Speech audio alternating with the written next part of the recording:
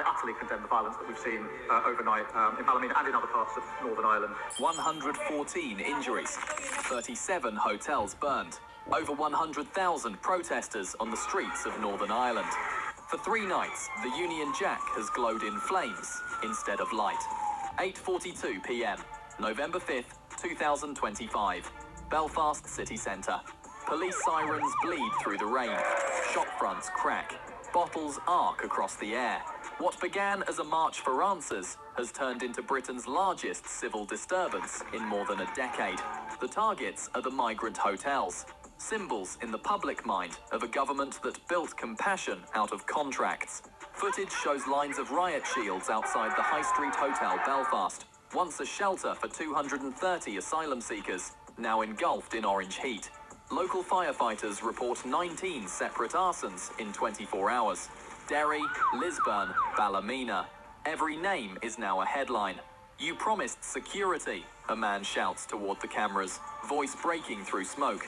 You gave us silence. Across the UK, more than 100,000 people have taken to the streets. Belfast, Londonderry, Antrim, even Newcastle in County Down, all chanting the same line. Where is Westminster? The government has not yet answered. Inside the Commons, lights burn late, but words come slowly. The Home Secretary calls the violence contained unrest. The opposition calls it collapse. Prime Minister Keir Starmer is scheduled to address the nation at dawn. But for millions of Britons watching their screens tonight, dawn feels like an alibi, not a solution. On Sky News, anchors read casualty numbers like clock ticks. 114 injured, 27 police hospitalised, 37 hotels damaged, £68 million in property losses. Economists warn that if the riots spread to mainland ports, logistics routes to Liverpool and Glasgow could cease within 48 hours. At 9 p.m, an encrypted memo leaks from the Home Office. Northern Command overstretched. Reserve units requested. Political approval pending. That approval never came. At the edge of the crowd, a young nurse named Sophie McAllister holds up her phone, live streaming the chaos. This is my street, she says quietly. My rent went up 41% this year, and they tell me there's no funding left. But there's funding for this. Her video racks up 3.2 million views in 6 hours. If you're watching this now, you've seen the footage too. What you're seeing isn't just protest, it's exhaustion. 10:27 p.m. The first wave hits the Stormont Parliament grounds. Barricades collapse. Police deploy tear gas for the first time since 2013. Reporters describe the sound as a heartbeat of panic. From London, Downing Street releases a 3-sentence statement. The Prime Minister condemns violence. Public safety remains our priority. Dialogue must continue. But dialogue ended when the first hotel fell. Behind closed doors, the intelligence briefings are grim. MI5's regional desk lists 52 online channels coordinating real-time crowd movements. Encrypted, shifting by the minute.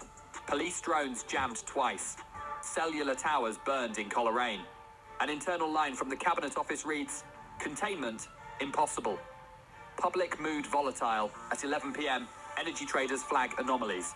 Oil depots in Belfast and Larne report blockade attempts. By midnight, fuel distribution across Northern Ireland drops 19%. Hospitals switch to backup generators, and still, Westminster sleeps. Across social media, one phrase trends above all, #BritainOnFire.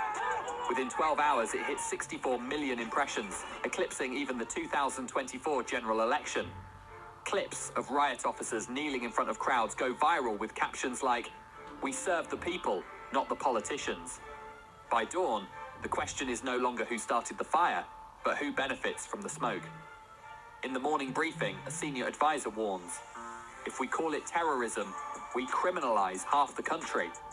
If we don't, we lose control of the rest. The Prime Minister says nothing. Cabinet sources say he looks pale, eyes fixed on the screen showing Belfast in flames.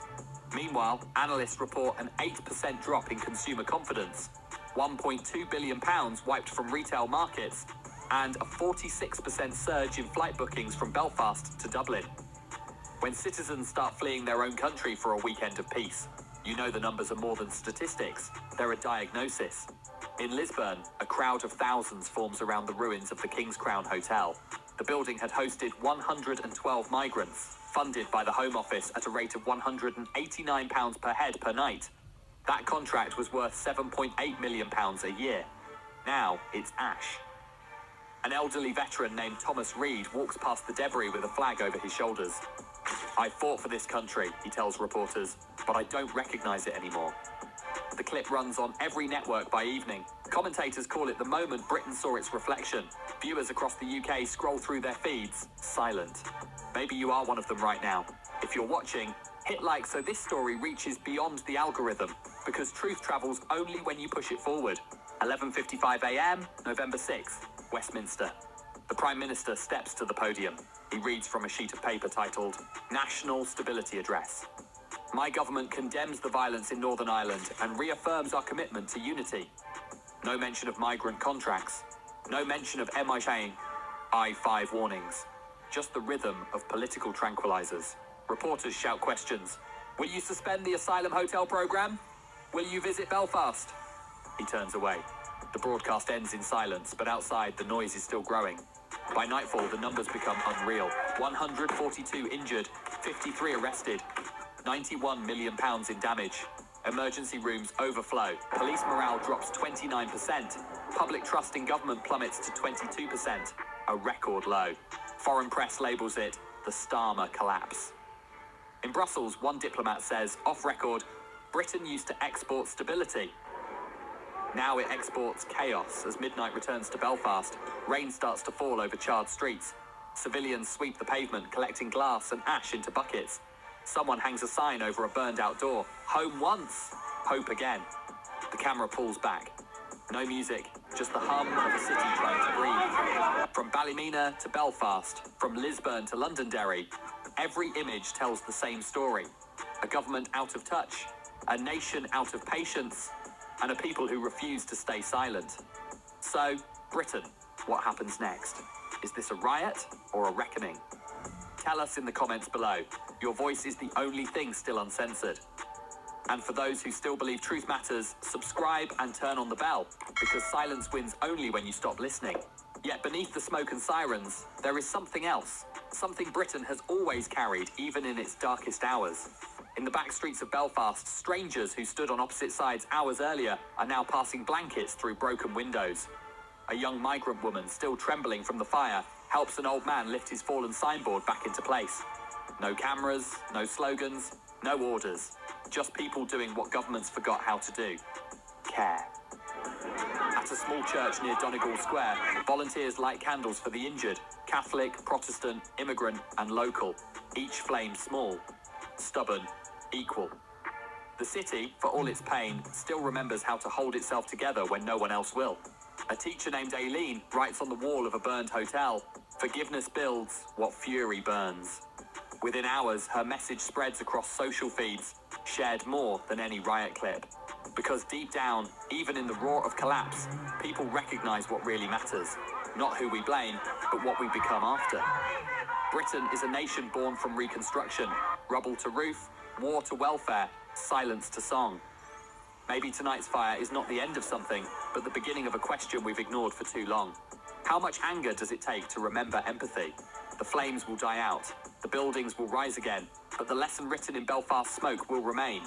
That strength isn't control, it's compassion that survives the chaos. This is Brit Alert News. If you stand for truth, stay with us, because Britain has just opened its eyes.